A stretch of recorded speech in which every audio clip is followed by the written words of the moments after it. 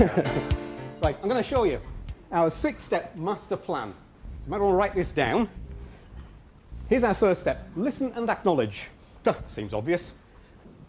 What is the biggest mistake most salespeople make when they're faced with an objection? They answer it. They try and answer it immediately. They react. They jump straight in with some sort of response. Dangerous. Why is it dangerous? Handling the wrong objection. Sorry? Could be handling the wrong objection. Could be handling the wrong objection.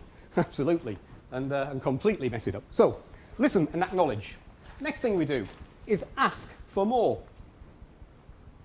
Huh? One objection's bad enough. Why would we want to ask for more? Let's get them all out on the table.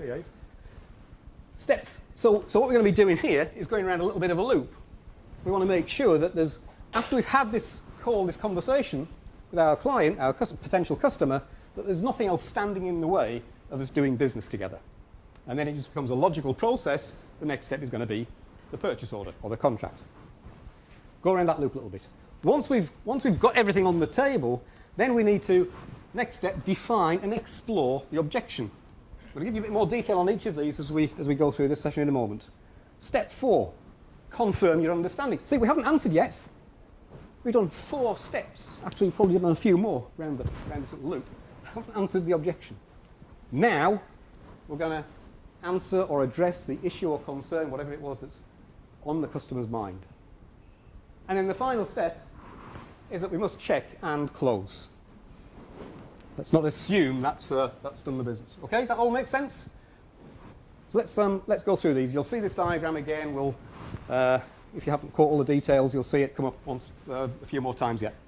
So let's look at step 1, listening and acknowledging. We've already said, the biggest mistake salespeople make is jumping in with an answer.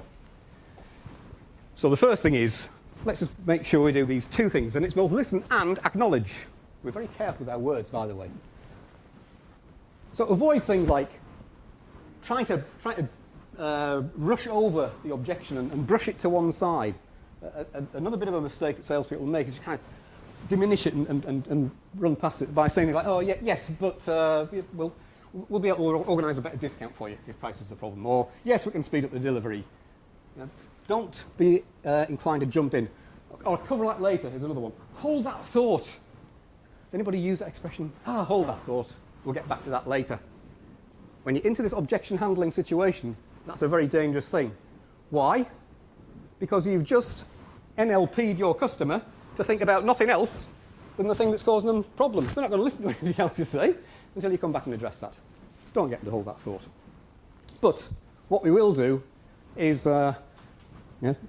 top tips if you like. Don't jump in. Listen carefully. Do some active listenings. Nod in your head. Yeah. Okay. Write down the issue or the concern. Make a note of writing it down.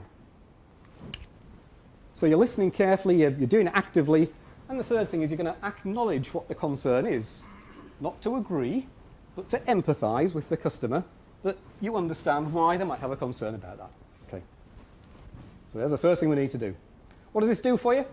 Buys a little bit of time to think about what you're going to do to handle it. Demonstrates that thing about empathy, and as Brian said before, in terms of your mindset now, you're working together, you're helping with this potential client to move on. That's minimising any sort of confrontation.